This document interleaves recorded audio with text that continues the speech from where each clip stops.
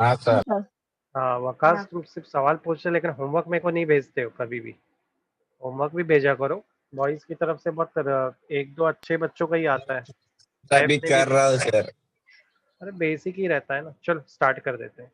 तो chapter number 9 है current electricity. Current का मतलब होता है फ्लो होना, इलेक्ट्रिसिटी का मतलब होता है चार्ज, करेक्ट। इसलिए इसका नाम रखा गया है करंट इलेक्ट्रिसिटी, यानी चार्ज का फ्लो होना।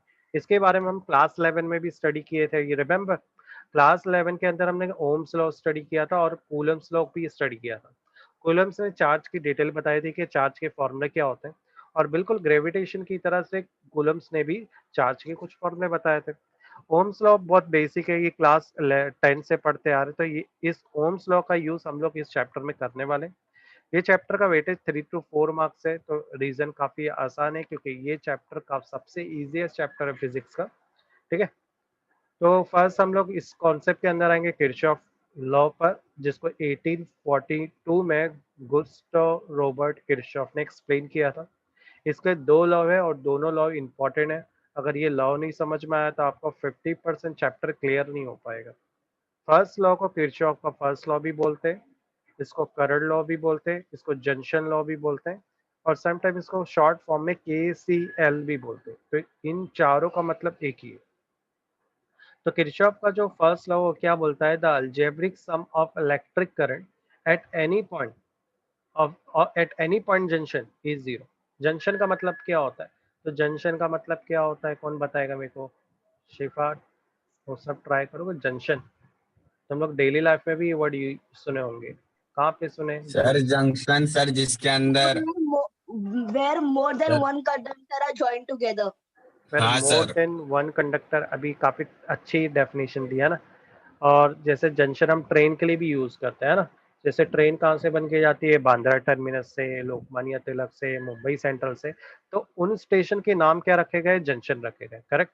तो बिल्कुल उसी तरह से मान लो एक पॉइंट है, और इस पॉइंट से either the current is coming toward this point and either the current is moving away from this point. देखो, नॉर्मल जंक्शन जहाँ पे ट्रेन का होता है वहां पे भी यही होता है ना।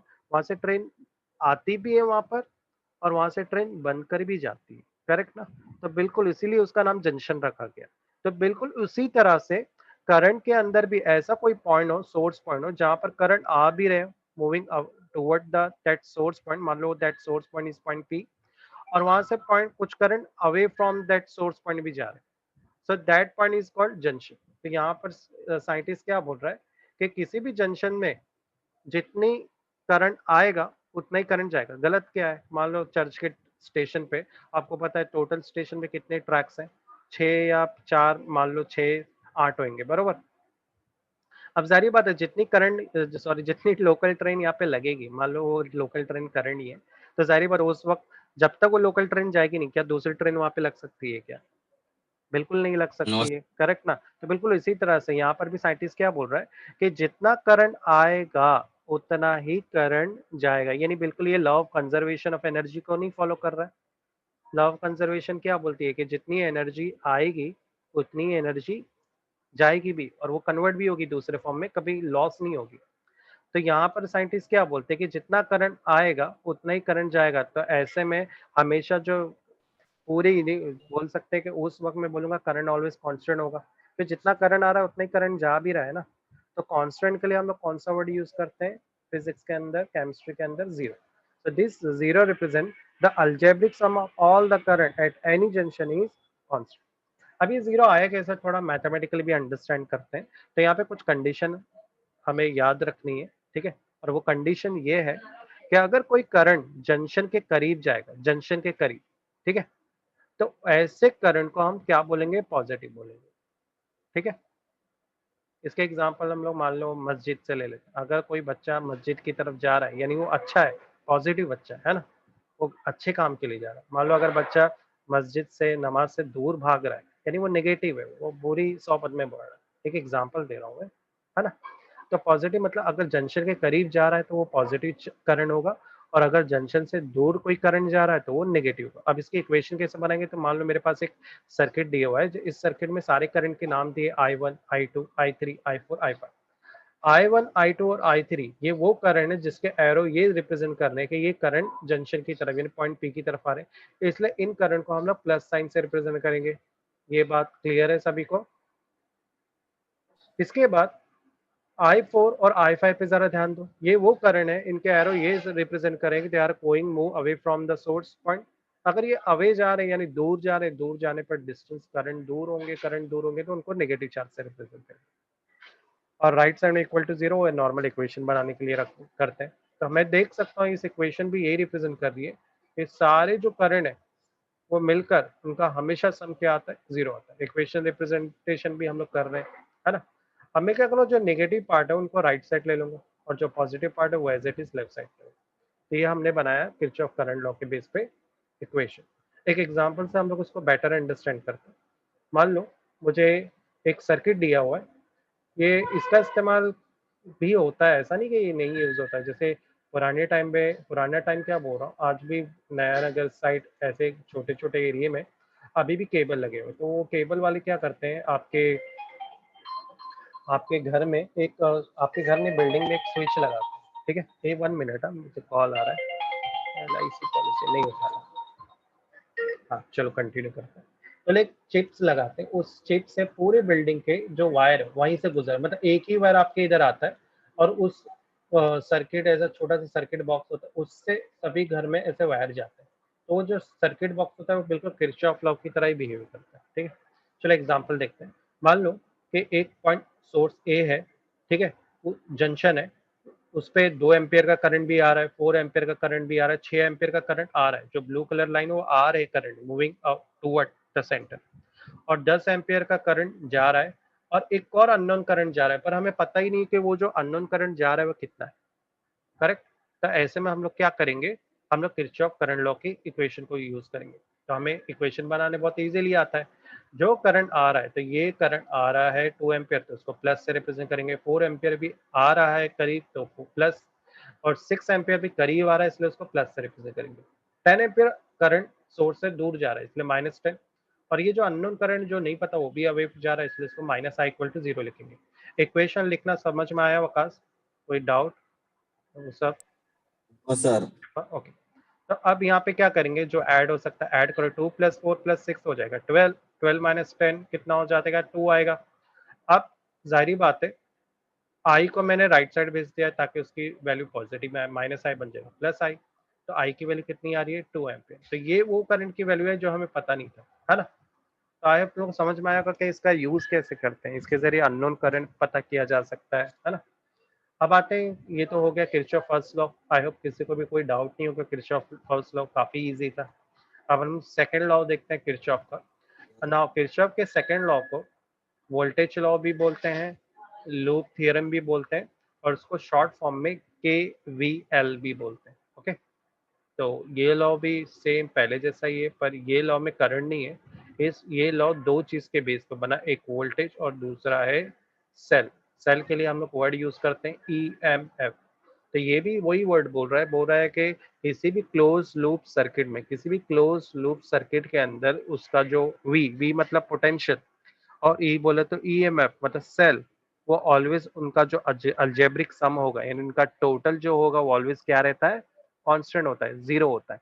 यानी डेफिनेशन सेम ही है। तो कोई यहाँ पे मैथमेटिकल इक्वेशन दी है, summation of IR plus summation of E = 0। ना IR को V से भी रिप्रेजेंट कर सकते हैं because IR is nothing but potential, है ना। अब वो पोटेंशियल आया कैसे, तो वो ओम्स लॉ से आया, because we know that V = IR Ohm's law के मुताबिक, करेक्ट। अब यहाँ पर एक नया वर्ड आया, लूप।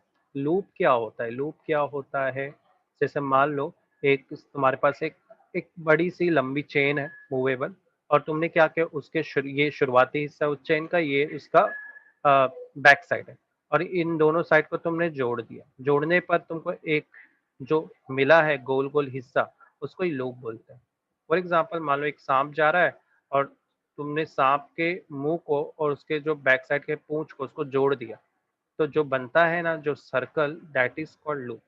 सिर्फ लूप सर्कल नहीं बोलूंगा, लूप कोई भी टाइप का शेप हो लेकिन वो जुड़ा होना चाहिए। समझ में आया लूप क्या होता है, वकास क्लियर है, कोई डाउट आया यहाँ तक किसी को? No sir. ओके, चलो आते हैं साइन कन्वेंशन पे। अब इसमें भी रूल्स हैं कि कब पॉजिटिव रहेगा, कब सेल नेगेटिव रहेगा, कब मेरा ये जो वोल्टेज है, पोटेंशियल है, जो IR है, वो कब पॉजिटिव कब नेगेटिव होगा वो देख लेते हैं। तो बहुत आसान है।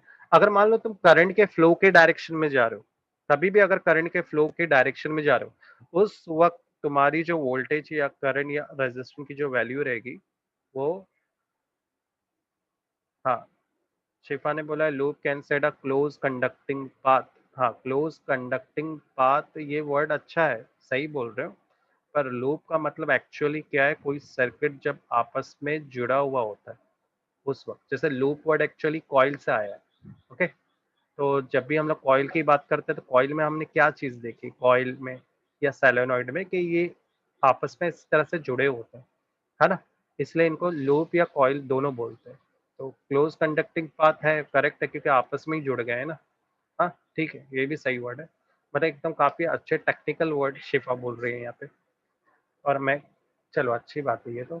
चलो, अगर करंट के फ्लो डायरेक्शन में जा रहे हो तब हम लोग हमेशा नेगेटिव साइन रिप्रेजेंट करेंगे वोल्टेज पर, और अगर तुम करंट के अपोजिट डायरेक्शन में जा रहे हो तब तुम पॉजिटिव साइन लगाओगे। नहीं समझ में आया तो इसको एग्जाम्पल से समझते ताकि ज़्यादा बेटर अंडरस्टैंड कर सके। यहाँ मैंने एग्जाम्पल लिया है। एग्जाम्पल में मुझे पहले से पता है वी क्या होता है, IR होता है, करेक्ट? तो मैं वी के बेस पे समझाता हूँ ताकि इजीली अंडरस्टैंड। एक क्लोज सर्किट है, देखो आपस में जुड़ा हुआ है, तो मैं इसको लूप बोल सकता हूँ, क्लोज कंडक्टिंग सर्किट। उसमें एक पोटेंशियल उस बैटरी है, उसका पॉजिटिव नेगेटिव चार्ज दिया हुआ है। अब जाहिर बात है, पॉजिटिव नेगेटिव चार्ज दिया है, इसका मतलब करंट कैसे फ्लो का पॉजिटिव से नेगेटिव की तरफ। अब हम इक्वेशन भी ऐसे बनाएंगे, पॉजिटिव से नेगेटिव की तरफ जाएंगे। तो मैं शुरू कहाँ से कर रहा हूँ? हाँ आकाश, मैं पॉजिटिव से शुरू कर रहा हूँ, तो मैं लिखूंगा प्लस वी। इसके बाद मैं पहले पोटेंशियल पे पहुंचूंगा, रेजिस्टेंस। जाहिर बात है, कोई सर्किट है, कोई कंडक्टिंग वायर है, तो उसके अंदर कुछ ना कुछ तो रेजिस्टेंस हो गई, है ना? तो उसे मैंने इस तरह से जिगजैग लाइन से रिप्रेजेंट किए। पहला रेजिस्टेंस में क्या है, का पोटेंशियल क्या होगा? देखो यहाँ पर जब करंट आएगा तो करंट कैसे पॉजिटिव से जंप मार के इस रेजिस्टेंस नेगेटिव पे आएगा। तो करंट के डायरेक्शन में हम जा रहे हैं, करंट के डायरेक्शन में जाएंगे तो हमेशा वी क्या लिखेंगे? -V1 लिखेंगे। ठीक है, डायरेक्ट मेथड भी बता रहा हूँ। अभी भी हम लोग करंट के डायरेक्शन में ही है, इसलिए यहाँ पे V2 को -V2 बोलेंगे। अभी भी हम करंट के डायरेक्शन में, इसलिए इसको -V3 लिखेंगे। अब वापस हम अपनी जगह पे रीच हो गए, इसलिए पूरे को लिख देंगे 0। अब मुझे पहले से पता है V क्या है IR, V1 क्या है IR1, V2 क्या है IR2, V3 क्या है IR3। आई तुम लोग को समझ में आया होगा। जब भी तुम लोग करंट के डायरेक्शन में जाओगे तो आप लोग को नेगेटिव साइन से रिप्रेजेंट कर रहा है उस वैल्यू को, और जब भी तुम करंट के अपोजिट डायरेक्शन में जाओगे तो पॉजिटिव साइन से। ओके, और दूसरा, तुमको बीच में ऐसा एरो दिखाई देगा, ये एरो करंट के डायरेक्शन को बताता है कि आपके जो सर्किट के अंदर चार्ज किस तरह से फ्लो हो रहा है, उस फ्लो ऑफ चार्ज को ये रिप्रेजेंट करता है। चलो आगे बढ़ जाते हैं हम लोग। किरचॉफ फर्स्ट लॉ और सेकंड लॉ क्लियर है? किसी को कोई डाउट है यहाँ पे? तो वकास, साहिब, मुसाफ, अभी हम लोग एग्जांपल देखते हैं ताकि इसको और क्लियर कर लेते हैं। तो यहाँ पे मान लो एक क्लोज कंडक्टिंग सर्किट दिया हुआ है। जाहिर बात है, देखो कोई भी वायर हो, उस वायर में रेजिस्टेंस होता है, हम अलग से रेजिस्टेंस नहीं लगाते हैं। बोलते हैं कि हर एक वायर के अंदर कुछ ना कुछ रुकावट होती है। फॉर एग्जाम्पल लास्ट टाइम में जो एक हीटिंग बेल्ट है, तुमको पता है हीटिंग बेल्ट आते हैं मार्केट में, तो मैं वो लगा रहा था। थोड़ा बैक प्रॉब्लम होता है कि इतना टाइम आप लेक्चर लेते तो बैक इश्यू हो ही जाते हैं ना। तो क्या हुआ था कि वो जो वायर है वो अपने आप एक साइड से जलना स्टार्ट हो गया। तो बताओ ये जल रहा है, मेरे को दिखा नहीं रहा, लाइट आई तो मैं बोला अरे ये जल रहा है, तो मैंने फटाक से बंद किया, है ना? तो ये जो जलना, ये जल क्यों रहा था? बिकॉज यहाँ पर शॉर्ट सर्किट हो गया। शॉर्ट सर्किट होने की वजह क्या हो सकता है? वो वायर वहां से फोल्ड हो गया हो सकता है वहां पे रेजिस्टिविटी ज्यादा बढ़ गई हो, जिसकी वजह से शॉर्ट सर्किट हो गया होगा। करेक्ट ना? तो यानी वायर के अंदर पहले से ही रेजिस्टिविटी पैदा रहती है ना? वायर के फोल्ड करने से कभी कभार वायर की क्वालिटी के बेस पर भी ये रेजिस्टिविटी आती है। चलो, तो यानी एक कंडक्टिंग लूप सर्किट है, उसका मैंने नाम दे दिया है point A, point B, point C, point D, point E, point F. अब इस क्लोज सर्किट लूप में दो बैटरी अटैच, एक E1 और एक E2। अगर इस क्लोज सर्किट को मैं डिवाइड करूं तो इसके अंदर टोटल 3 सर्किट है। एक बड़ा सर्किट है ABCDEF, है ना? दूसरा छोटा सर्किट है ABEFA। एक और सर्किट है BCDEB, है ना? यानी इसमें मैं बहुत सारे सर्किट देख सकता हूँ।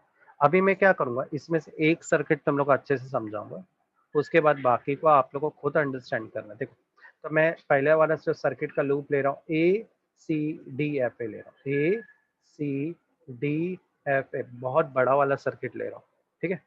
तो अभी मैं देख सकता हूँ ये ग्रीन कलर में तुम लोग को चार्ज का फ्लो दिखाई दे रहा होगा, दिख रहा है सभी को चार्ज का फ्लो वकास? अब मैंने रूल Yes, बताया sir. था, अगर चार्ज के फ्लो के डायरेक्शन में जाएंगे तो ऑलवेज साइन क्या लेंगे? पॉजिटिव, याद रखो। अब मैं पॉइंट ए से गुजर रहा हूँ, पॉइंट ए से जा रहा हूँ ट्रेन की तरह। अब मैं देखो डायरेक्शन मेरा कैसा है, करंट का डायरेक्शन मेरे डायरेक्शन में ही है ना। तो यानी यहाँ पर जो IR2 की वैल्यू मैं कैसे लूंगा? माइनस करके लूंगा। रीजन क्लियर है क्यों लिया मैंने? क्योंकि मैं करंट के डायरेक्शन में जा रहा हूँ। अब जैसे ही मैं बी से सी की तरफ पहुंचा तो वहां पे भी रेजिस्टेंस है, पर वहां पे मुझे करंट का डायरेक्शन ऊपर की तरफ दिख रहा है। इसी वजह से मुझे लिखते वक्त मैं क्या लिखूंगा? R4 को I2R4 प्लस I2R4, करंट को भी शो करना है और रेजिस्टेंस दोनों को शो करना रहता है। समझ में आया ये कैसे प्लस आया वकास? ये दूसरा बैटरी है ना, उसका चार्ज अलग उल्टा फ्लो हो रहा है ना, तो जब अपोजिट फ्लो पे जाएंगे तो ऑलवेज प्लस लगाना। चलो आगे बढ़ते हैं। इसके बाद सी से मैं डी की तरफ जा रहा तो वहां पे मुझे एक बैटरी मिल गई है। बैटरी पे साइन है, पॉजिटिव भी है और नेगेटिव भी है। अब मैं परेशान हूँ कि क्या लगाऊं, पॉजिटिव साइन लगाओ कि नेगेटिव? तो बहुत आसान है, तुम कैसे डायरेक्शन पे जा रहे हो, सी से डी की तरफ जा रहे हो, तो जो लास्ट में बचेगा वो साइन लगाओ। तो पॉजिटिव से तुम नेगेटिव की तरफ जा रहे हो तो लास्ट में क्या बचा? नेगेटिव, तो इसलिए नेगेटिव साइन लगाओ, -E2। समझ में आया वकास? इसके बाद हम लोग आगे बढ़ेंगे। अब आगे वाला जो R5 है रेजिस्टेंस, वो अपोजिट डायरेक्शन में चार्ज के, अगर अपोजिट में तो साइन क्या लगाएंगे? Plus I2R5। समझ में आया? अब यहाँ से मैं डी से एफ की तरफ जा रहा है, डी से एफ में कुछ भी नहीं है, कोई भी चीज अटैच नहीं है। अब मैं एफ से ए की तरफ जा रहा हूँ, तो एफ से ए की तरफ में रेजिस्टेंस भी है और बैटरी भी, तो रेजिस्टेंस भी कौन सा साइन आएगा? देखो चार्ज के फ्लो के डायरेक्शन में ही हम जा रहे हैं, अगर चार्ज के फ्लो के डायरेक्शन में जा रहे हैं तो माइनस में लेना पड़ेगा, -I1R1। और बैटरी में हम कैसे जा रहे हैं? तो बैटरी में नेगेटिव से पॉजिटिव की तरफ जा रहे हैं, क्योंकि ए तक पहुंचना है ना, तो नेगेटिव लास्ट में क्या बचा? पॉजिटिव, इसलिए प्लस लगाएंगे, इक्वल टू 0। लिखने का तरीका समझ में आया? काफी इजी है लिखने का तरीका। अब चलो पैर बनाते हैं, ये तो वैसे हो गया है, आगे करने की जरूरत नहीं, लेकिन थोड़ा सा और इसको थोड़ा अच्छा कर देते क्वेश्चन को। देखो यहाँ पे पैर बन सकते हैं, जैसे I1 दो बार है, तो I1 अगर मैं कॉमन ले लूँ तो मैं पैरिंग कर सकता हूँ। E1 E2 को साथ में ले लो तो E1 माइनस E2 हो गया। I1 अगर कॉमन लेता हूँ तो पैरिंग बन रही है R2 प्लस R1 की। बिल्कुल इसी तरह से I2 भी तुमको दिख रहा होगा, तो I2 कॉमन लेकर हम इनकी भी पैरिंग बना सकते हैं। हमने सिर्फ इक्वेशन को थोड़ा सा अच्छा कर दिया, बाकी इक्वेशन पहले से अच्छी। बिल्कुल इसी तरह से क्या तुम लोग ABEFA का भी लूप पता कर सकते हो कि नहीं? ऑफकोर्स कर सकते हैं, तरीका तो समझ में आ गया ना तुम लोग को? कोई डाउट है यहाँ पे? No, sir. ओके चलो, तो बाकी लूप का मैं नहीं करूँगा, मैं चाहता हूँ कि बाकी लूप का ट्राई करो, आपको बुक में भी मिल जाएगा। अब हम लोग डायरेक्टली आते हैं, सबसे पहले कॉन्सेप्ट है व्हिटस्टोन नेटवर्क। तो ये व्हिटस्टोन जो नेटवर्क है उसको 1843 में चार्ल्स एफ व्हिटस्टोन, जो कि ब्रिटिश फिजिशियन था, उसने फर्स्ट टाइम ये एक सर्किट बनाया था उसने। इसको ब्रिज सर्किट भी बोलते हैं, क्योंकि इस सर्किट के बीच में ऐसा ब्रिज की तरह तुम लोग को दिखाई देगा, बीच में एक कनेक्शन है ब्रिज की तरह, जो बी और डी को जोड़ कर रखा है ना। तो मैं इसको ब्रिज सर्किट भी बोल सकता हूँ, इसको व्हिटस्टोन नेटवर्क ही नाम दिया गया। इस सर्किट के अंदर वायर से उसने चारों को ऐसा अटैच किया। जारी बात इसमें ये जो बनाया गया सर्किट था, पहले वो देख लेते हैं। ये सर्किट बनाने का मेन मकसद क्या था व्हिटस्टोन का? ताकि अगर किसी सर्किट में कोई अनजान रेजिस्टेंस दिया है जिसकी रेजिस्टिविटी नहीं पता है, तो इस सर्किट के जरिए आप वो अननोन रेजिस्टेंस पता कर सकते हो। ठीक है, तो ये अननोन रेजिस्टेंस पता करने के लिए बनाया गया है, बिल्कुल क्वाड्रिलेटरल की तरह है, जिसमें हमने नाम दे दिया A B C और D। हर एक प्लेस पर, हर एक साइड पर आपको रेजिस्टेंस दिखेगा। जैसे A से B की जगह पर कौन सा रेजिस्टेंस है? R1। B से C की जगह पर R2 है, और C से D की जगह पर R4 है, और D से A की जगह पर R3। क्लियर? अब सर जरा वर्किंग देखते हैं। तो वर्किंग में एक कंडीशन याद रखनी है, हमें इस मीटर ब्रिज को इस तरह से एडजस्ट करना है कि इसका जो पोटेंशियल है, किसका? पॉइंट बी और डी का जो पोटेंशियल है, उसका वैल्यू हमेशा क्या आना चाहिए? 0 आना चाहिए। उसके लिए मैंने गैल्वेनोमीटर लगा दिया।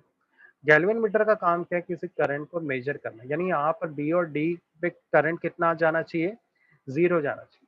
ये कंडीशन आपको पहले ही दे दी गई है, मतलब आपका सेटअप इतना अच्छा होना चाहिए कि बी और डी जो ब्रीच गया है ना बीच में से, सर करंट का फ्लो 0 होना मेरा चाहिए। डाउट है हेलो,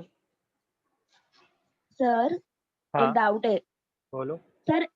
करंट को मेजर तो एमीटर करता है ना, हाँ बरोबर। गैल्वेनोमीटर खाली डिटेक्ट करता है ना। हाँ तो वही आपने बोले कि अभी क्या गैल्वेनोमीटर मेजर करता है करंट को। दोनों चीज मेजर करने के काम आती है, गैल्वेनोमीटर भी और एमीटर भी, दोनों में ओके नंबर्स सर। रहते हैं, तो डिटेक्ट भी जी सर। करेगा और मेजर भी करेगा। ठीक है, एक्चुअली गैल्वेनोमीटर फर्स्ट टाइम बनाया गया था करंट के लिए, तो बनाया गया था। तो फाराडेज लॉ अगर तुम लोग देखते हो तो एमीटर एक स्पेशल डिवाइस बनाया गया, ठीक है, जो इसके लिए स्पेसिफिक, गैल्वेनोमीटर भी ऐसे ही बनाया गया। ओके, हाँ जी सर। आगे बढ़ जाते हैं। अब इसका काम क्या है, तो यहाँ पर इक्वेशन भी उसने बना ली थी, तो इक्वेशन के R1 अपॉन R2, देखो ऊपर ऊपर is equal to R3 upon R4।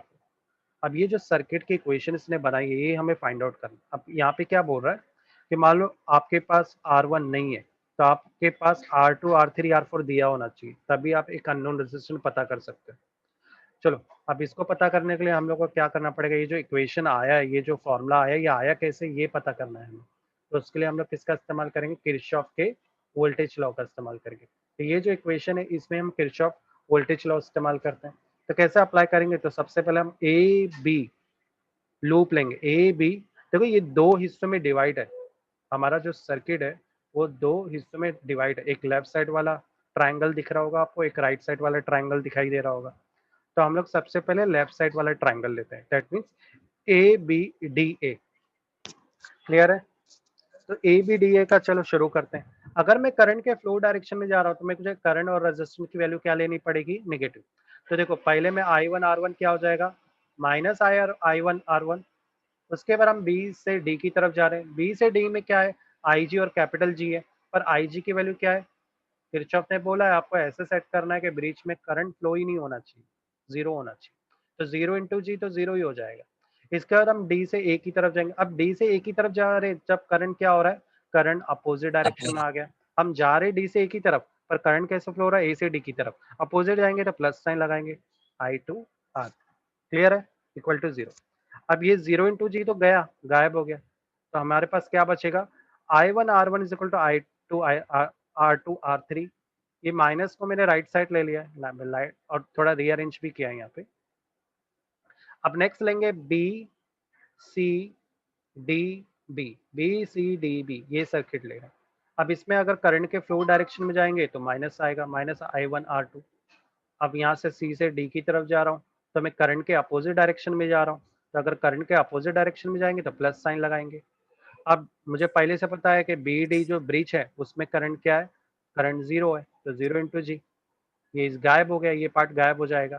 तो क्या बचा मुझे, मेरे पास I one R two is equal to I two R four, rearrange भी किया है इक्वेशन को।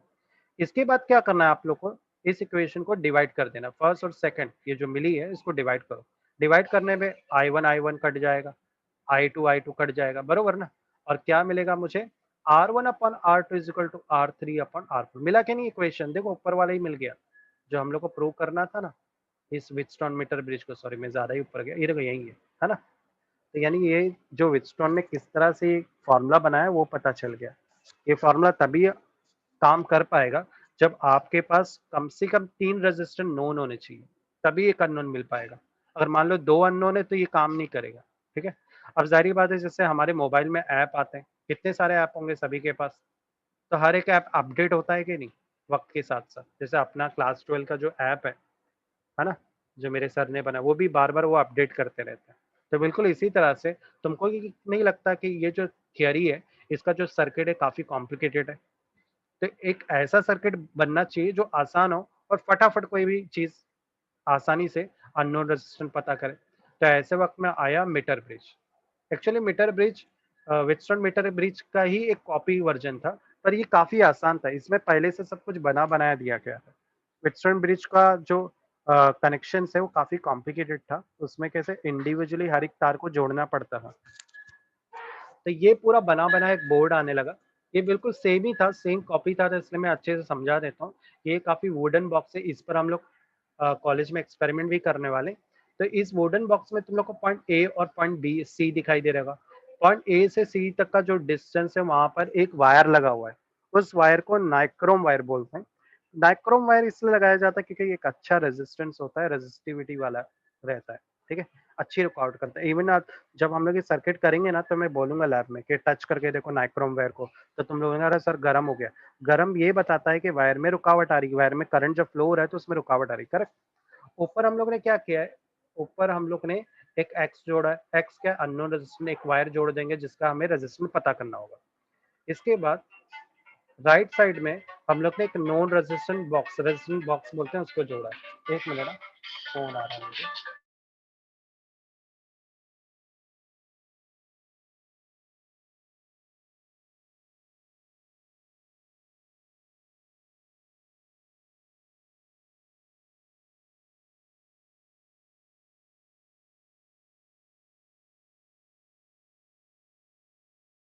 हाँ हेलो, आवाज आ रही है वकास, शिफा? आगे बढ़ते हैं हम सर लोग। आ रही है। आ रही है ना? तो यहाँ पर ये बिल्कुल सेम ही चीज है, बस डिजाइन अलग हो गया। बोलते हैं ना आज के मार्केट में हो रहा है ना, आजकल नए नए फ्राई पैन आ रहे, प्रेशर कुकर आ रहे, देखो ना अलग अलग स्टाइल आते। इवन आप लोग भी अट्रैक्ट हो रहे कितना अच्छा खूबसूरत कुकर है, पर अपने को क्या पता ये काम करता है भी कि नहीं। तो बिल्कुल वैसे ही हुआ है, इसका एक अलग वर्जन आया है और ये वर्जन ज्यादा पॉपुलर हो गया, ठीक है। इधर पे हमने नॉन रेजिस्टेंस लगाया है, नॉन रेजिस्टेंस को आर से और एरो दिखाएंगे। ये बॉक्स होता है रेजिस्टेंस का जिसके अंदर अपनी मर्जी से हम रेजिस्टेंस निकाल सकते हैं। इसके बाद पॉइंट बी से हम लोग एक गैल्वेनोमीटर को ज्वाइन किया, ठीक है। इस गैल्वेनोमीटर से हम लोग ने एक जॉकी को ज्वाइन किया। उस जॉकी के लिए नाम हम लोग ने क्या रखा है, डी। डी वो पॉइंट, सॉरी के नाम रखा है, और डी वो पॉइंट है नल पॉइंट। ये वो प्लेस रहेगा हमारी तार का जहाँ पर मुझे जी की वैल्यू हमेशा क्या मिलेगी, 0 मिलेगी, नल पॉइंट मिलेगी, ओके। इस डी पॉइंट से आधा हिस्सा लेफ्ट साइड वाला पार्ट एल एक्स कहलाएगा एंड राइट साइड वाला पार्ट क्या कहलाएगा, एल आर कहलाएगा, ओके।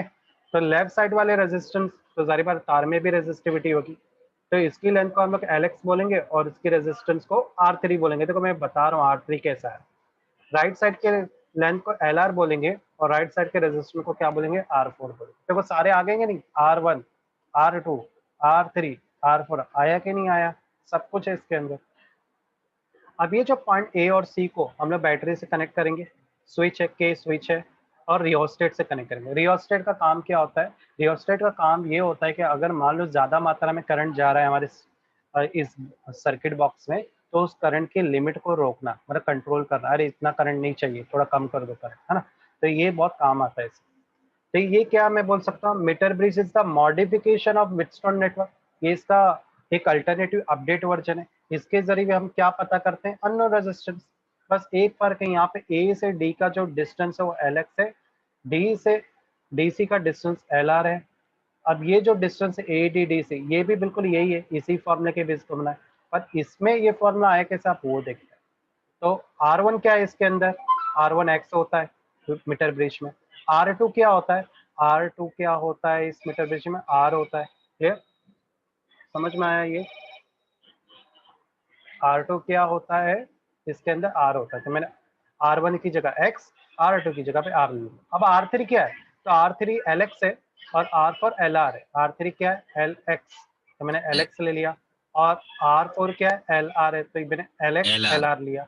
ये सिग्मा कहाँ से आया, तो सिग्मा रेजिस्टेंस, रेजिस्टिविटी है, रेजिस्टिविटी मटेरियल को बता रहा है। अरे वो जो वायर है उसका मटेरियल कैसा है, उस पर भी तो तुम्हारी रेजिस्टिविटी डिपेंड होगी। तो सिर्फ लेंथ नहीं लिखोगे, लेंथ के साथ आपको उसकी रेजिस्टिविटी भी बताना है, यानी sigma L x sigma L R. वो बात अलग है, बाद में वो कट जाएगा, L x sigma sigma cut जाएगा, क्या बचेगा, L x upon L R. अरे एल आर ये कहाँ से आ गया, 100 माइनस एल एक्स। तो देखो अगर मान लो तुमको एल एक्स की वैल्यू मिलती है, ये यहाँ पे एक स्केल लगी है, उस स्केल की वैल्यू कितनी, 100 सेंटीमीटर की स्केल है। अब मान लो एल एक्स की वैल्यू मिलती है तुमको 50, तो बता सकते हैं एल आर की वैल्यू क्या होगी, एकदम आसान है। इस 50 से तुम क्या करोगे, पूरे स्केल की वैल्यू को माइनस करोगे, तो तुम्हें किसकी वैल्यू मिलेगी, एल आर की। तो यही फॉर्मूला यहाँ लिखा है, 100 माइनस एल एक्स। इसका मतलब क्या है, एल एक्स की जो वैल्यू आई है उसमें 100 माइनस कर दो, तो आपको क्या मिलेगा, एल आर मिलेगा। यानी मैं एल आर को इस तरह से भी लिख सकता हूँ। समझ में आया, कोई डाउट यहाँ पे, क्लियर है ना। No sir. नो सर, अब ये क्लियर जो है। r है, ये r को राइट साइड ले लो, तो x क्या हो जाएगा, x equal to r lx upon 100 minus lx ये lr, ठीक है, हो गया। तो ये ज्यादा अच्छा है ना, जैसे ऐप आते हैं ना, अरे ये ऐप ज्यादा अच्छा है, ये ऐप तो पुराना हो गया, ऐसा है, ये नया मॉडिफिकेशन, ये ज्यादा अच्छा है। अभी हाँ, जब भी एक्सपेरिमेंट करेंगे तो कुछ प्रिकॉशन रखने। बच्चे क्या करते हैं, जब कनेक्शन करते हैं ना वायर का, तो लोग साइज पे ध्यान ही नहीं देते। हमारे पास अलग अलग साइज के वायर होते हैं, मोटे, पतले, छोटे। तो यहाँ पे रूल क्या है कि आप जब वायर यूज करोगे तो सारे वायर यूनिफॉर्म होने चाहिए, यानी सेम साइज होने चाहिए। सेकेंड चीज, एक्सपेरिमेंट शुरू करने से पहले आप लोग को सर्किट का अटैचमेंट चेक करना है, यानी गैल्वेनोमीटर को लेफ्ट साइड और राइट साइड टच करके ये देखना है कि आपके गैल्वेनोमीटर में सेंटर में डिफ्लेक्शन 0 आना चाहिए। लेफ्ट करेंगे तो राइट का डिफ्लेक्शन देना चाहिए गैल्वेनोमीटर, और राइट में अगर मैं जॉकी रखता हूँ, ये जो वायर है पॉइंट बी में गया, तब लेफ्ट साइड का डिफ्लेक्शन देना चाहिए, ठीक है। तो ये कंडीशन याद रखनी है, ओके। सेकेंड कंडीशन क्या याद रखनी है, हाँ एक मिनट स्टूडेंट,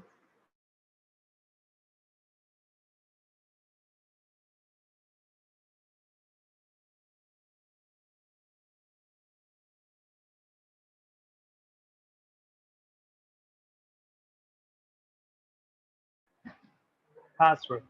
तो और दूसरी कंडीशन, आपका जो नल पॉइंट आएगा ना, वो नल पॉइंट कहाँ पर आएगा, 33.33 सेंटीमीटर और 66.67 सेंटीमीटर पे है, ये कंडीशन। अगर नहीं आता है मतलब सर्किट सही नहीं है। इसके बाद इस कनेक्शन आपका सही हुआ है कि नहीं मीटर ब्रिज का, उसके लिए आपको बार बार रीडिंग लेना है इसमें, और आपकी जो रीडिंग है वो काफी अलग अलग नहीं आनी। दूसरा क्या करना है, जो एक्स और आर है इस सर्किट के अंदर, इसकी पोजीशन भी चेंज करना है। एक बार आर को इधर लगाओ और एक्स को यहाँ पे लगा दो, मतलब लेफ्ट राइट करना है, और फिर भी चेक करना है कि कुछ अलग रीडिंग आ रही है। अगर रीडिंग बहुत बड़ा डिफरेंस आती है, मतलब आपका पूरा के पूरा सर्किट गलत है। अगर रीडिंग में माइनर डिफरेंस आ रहा है, मतलब अच्छी। इसके बाद अपने, I hope metre bridge clear हो गया। तो जाहिर बात है, ये ओल्ड हो गया तो इसको भूल जाओ, नए में आओ, है ना। एग्जाम में आते हैं ये 3 से 4 मार्क्स के लिए। अब आते हैं नेक्स्ट कॉन्सेप्ट की तरफ, कैल्विन मेथड की तरफ। तो कैल्विन मेथड भी बिल्कुल वही चीज है, बोल सकते हैं उसको भी थोड़ा सा एडवांस वर्जन किया गया है। इसके अंदर क्या करना है, बस मैं ये बता देता हूँ। कैल्विन के अंदर इस जी को डायरेक्ट यहाँ कनेक्ट करो, यानी कैल्विन के अंदर अननोन रेजिस्टेंस होता ही नहीं, ठीक है। और ये जी तो यहाँ से हट गया, और ये पिन डायरेक्ट जॉकी से जुड़ा होगा पॉइंट बी। ये सारी चीज सेम है ना। सिर्फ फर्क क्या आया, हमारा एक्स है ही नहीं इसके अंदर, एक्स से डायरेक्ट क्या जुड़ा हुआ है, R1 से जी जुड़ा है, गैल्वेनोमीटर, ठीक है। तो इसके बारे में हम लोग नेक्स्ट लेक्चर में देखेंगे, आज टाइम लेस देन 1 मिनट है, तो हम लोग वेडनेसडे को देखेंगे। जितना भी आज हुआ है, तो मैं चाहता हूँ कि तुम लोग इसको गो थ्रू कर लिया करो।